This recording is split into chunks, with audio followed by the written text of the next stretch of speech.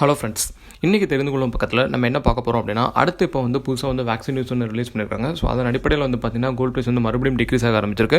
So அதை பற்றின டீட்டெயில்ஸாக இந்த வீடியோவில் பார்க்க போகிறோம். வீடியோக்கு போகிறதுக்கு முன்னாடி சேனல் யாரும் சப்ஸ்கிரைப் பண்ணுங்கள். அப்போ தான் நான் போட்ட வீடியோஸ் தவறாமல் உங்களை வந்து சேரும். ஓகே, ஸோ ஏற்கனவே வந்து பார்த்திங்கன்னா வந்து ஃபைசர் மாடர்னா வேக்சின் நியூஸ் பற்றி நம்ம வந்து பார்த்துருப்போம். ஸோ இப்போ வந்து பார்த்திங்கன்னா வந்து யூகேலேருந்து அடுத்த ஒரு வேக்சின் நியூஸ் வந்து ரிலீஸ் பண்ணியிருக்காங்க. ஸோ என்னென்னு சொல்லி பார்த்திங்கன்னா ஆக்ஸ்ஃபோர்ட் ஆஸ்ட்ராசெனகா அப்படின்றது தான். ஸோ இது வந்து பார்த்திங்கன்னா வந்து ஒரு 70% ஆஃப் த யூகே பீப்புளை வந்து COVID-19 வர்றதுக்கு முன்னாடியே தடுக்க முடியும் அப்படின்னு சொல்லியிருக்காங்க. ஒருவேளை லோவர் டோசேஜில் யூஸ் பண்ணாங்க அப்படின்னா 90% ஆஃப் த பீப்புள் வந்து இந்த கொரோனா வைரஸ் வரதுக்கு முன்னாடியே நம்மளால் தடுக்க முடியும் அப்படின்ற மாதிரி இவங்க வந்து அனௌன்ஸ் பண்ணிக்கிறாங்க. அதுக்கு இல்லாமல் வந்து பார்த்திங்கன்னா இந்த எஃபிஷியன்சின்னு சொல்லி பார்க்கும்போது வந்து இனிஷியலாக வந்து 62% தான் எஃபிஷியண்டாக இருந்ததுன்னு சொல்கிறாங்க. அதுக்கப்புறம் வந்து டோசேஜ் மிக்ஸ் பண்ணி கொடுக்கும்போது 90% வரைக்கும் இது எஃபெக்டிவாக இருக்குது அப்படின்ற மாதிரி வந்து அங்கே இருக்கிற சயின்டிஸ்ட்லாம் வந்து ரிலீஸ் பண்ணியிருக்காங்க. ஸோ இந்த நியூஸ் வந்ததுக்கப்புறம் வந்து பார்த்திங்கன்னா வந்து மார்க்கெட்டில் வந்து ஒரு பெரிய ஒரு ஃப்ளக்சுவேஷன்ஸ் இருக்குது. அது மட்டும் இல்லாமல் நேற்றுக்கு இந்த முந்தானத்தும் வந்து பார்த்திங்கன்னா வந்து சான்சலர் ரிஷி சுனாக் வந்து என்ன சொல்லியிருக்காரு அப்படின்னா, எல்லாரும் அதாவது யூகேல இருக்கிற எல்லாரும் வந்து பார்த்திங்கன்னா ஏப்ரல் 2021 வந்து எல்லாருமே வந்து வேக்சினேட் பண்ணிவிடுவோம், each and every adult will be vaccinated அப்படின்ற மாதிரி வந்து சொல்லியிருக்காரு.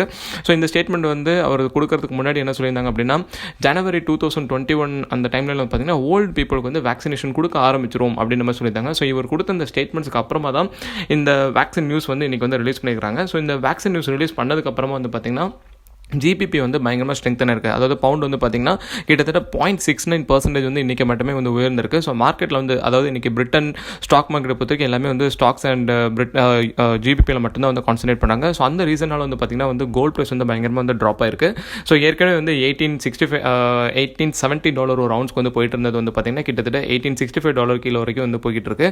ஸோ நம்ம ஒரு ப்ரைஸில் வந்து பார்த்திங்கன்னா தற்போதைக்கு வந்து பார்த்திங்கன்னா ஒரு கிராமுக்கு வந்து $22 வந்து கம்மியான ஒரு ஸ்டேஜில் வந்து போய்கிட்டு இருக்கு. ஸோ அந்த கிராஃப் உங்களுக்கு பார்த்தாவே தெரியும்.